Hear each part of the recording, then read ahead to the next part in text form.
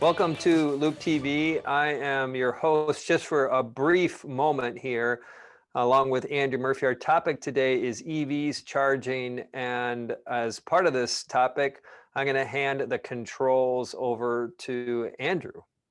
All right. So, topic today is EVs and the competitive landscape that seems to be changing. Hearing a lot of buzz about the Ford Mach-E, and wanted to dive into the competitive landscape as it stands today and see, as we analyze that, if there's any major changes that investors, Tesla followers, consumers should be aware of. So, let's start with your perception, Gene, of the buzz around the Mach-E. Is it real or is it fake?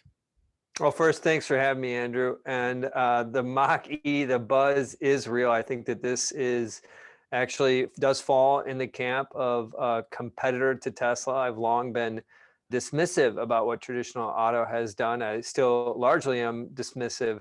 However, I think that the Mach-E does kind of hit that price point. It is something that is more like a Model 3-esque type of a buyer.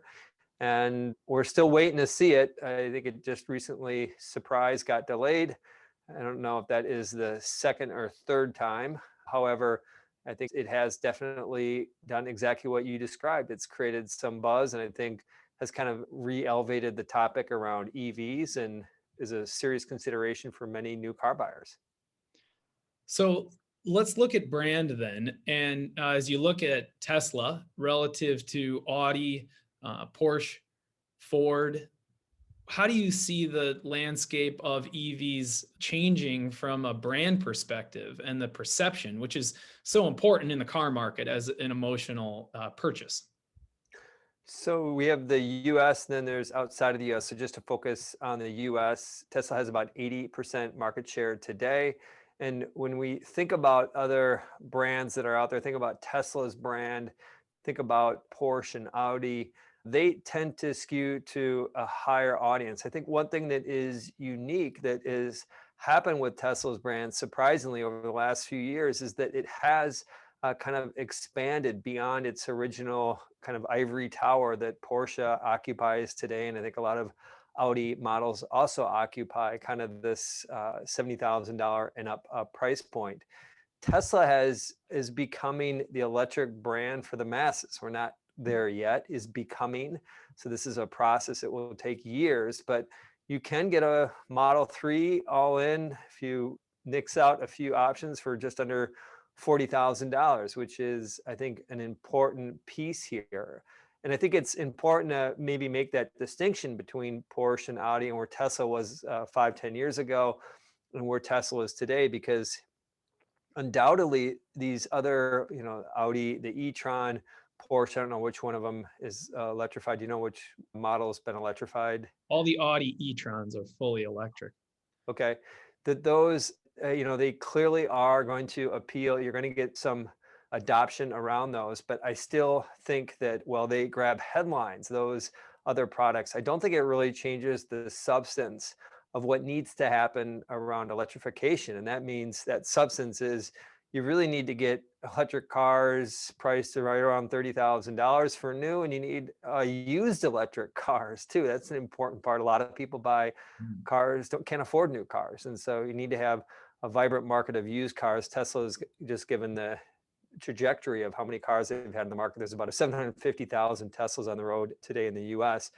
Those are the factors that need to come into play here. So I welcome the competition as someone who has been closely following this area. I don't think it really substantially changes Tesla's advantage at this point.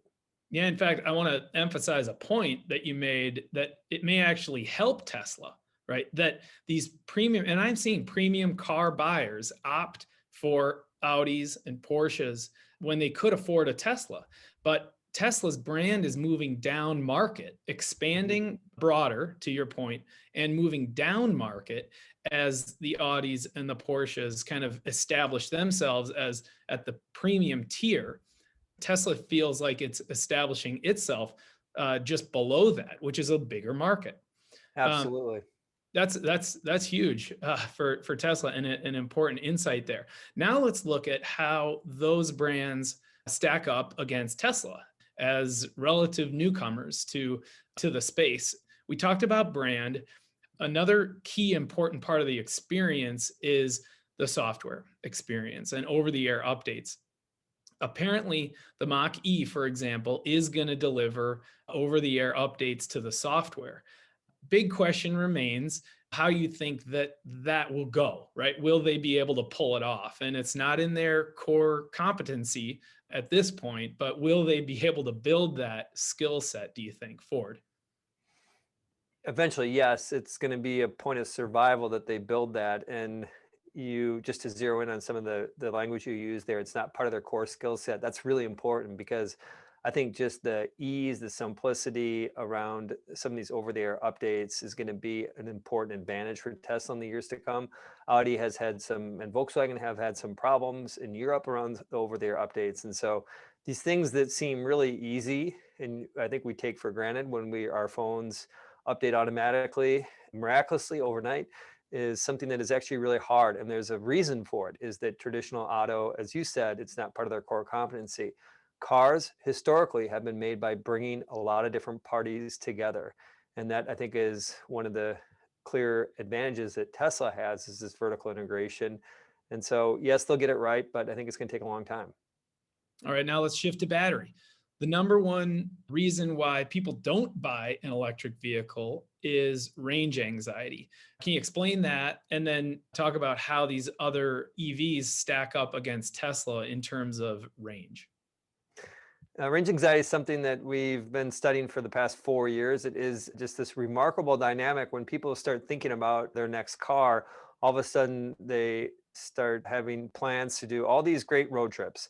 And therefore, they need to get a gas car because if they do take that road trip, there's no way to charge it. And of course, there's networks for charging your car, but that is one of the primary reasons, along with cost, that people don't buy electric cars.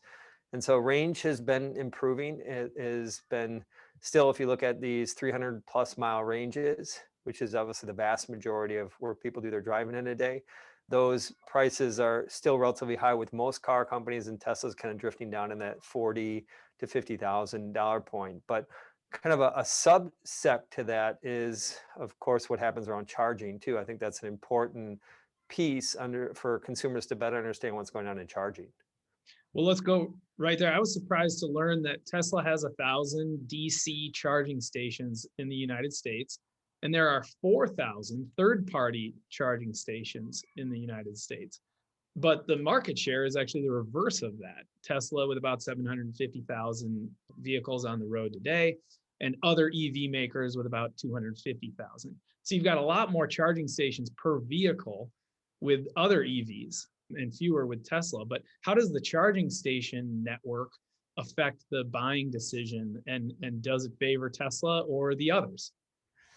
It ultimately favors Tesla, and the reason is that they've got a better experience. Oftentimes with these other stations, these other charging ports, that they're broken. People show up, you want to get your car charged, and they're not as frequent as a gas station. Imagine pulling up to a gas station and the gas pump isn't working. And so this is more complicated than a gas pump. So I think that Teslas are more reliable. There's some other math, just kind of foundational math around charging. You put the landscape together nicely there. Tesla called 1,000 of these DC, and the other third parties just under 4,000 of those. Just quickly about what is DC. This is the high speed charging, and they will typically charge. You can charge about 60 to 80 miles in about 20 minutes. Standard charging, now this isn't standard like plug into your wall standard, but a standard level 2 charging, which would be like your dryer kind of a thing, would be 3 to 7 miles during that 20-minute period. And so there's a distinct advantage for these high speed charging because of where Tesla came from. The way it works is that all Teslas can charge on both Tesla network, the 1,000 that you talked about, and call it the 4,000 other ones. And unfortunately for the other players out there, they cannot charge on Tesla's network. It goes back to some patents from a while ago. But I think the takeaway is this is Tesla owners have more options. But like you said, there are a lot more Teslas on the road today. And so what is surprising to us, and despite the fact that there are more Teslas, so for every charging station, there is, I'm going to make sure I get these numbers right, for every Tesla, there was 150 Teslas per charging station. And if you look at the other EVs in the marketplace, there's about 65 per charging station. But despite that gap, there's a lot more Teslas. The actual experience that they've reported by JD Powers recently did a study that showed that Tesla owners are much more happy with the charging. So what does all of this mean? Is that charging is important. It's a part of the sub conversation around range anxiety, and Tesla does have an advantage. And one more piece to point out, Andrew, is that the charging landscape is going to change in the years ahead. If the Biden administration moves forward on its plan, it will increase the number of charging stations by about 5x over the next 4 years. So we're talking about adding many, many charging stations here. And if that is the case, I think that benefits traditional auto that has EVs. I think it also benefits Tesla as well because they'll be able to charge on those stations.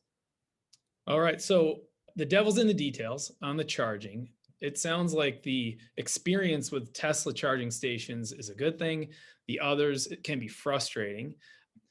In general, I think the evolving landscape could be seen as a success for Tesla in the sense that their mission is to accelerate the globe's transition to renewable energy. So more competition is an advancement in their mission. For a final word, can I pass it back to you on the high level with the EV landscape and what's to come for investors? There's more options today. I think the Mach-E, the Ford F-150 next year, I think those are going to be kind of the first kind of mainstream. I would say that the other ones that we're hearing about are a little bit higher end and really don't fit into the sweet spot of the market.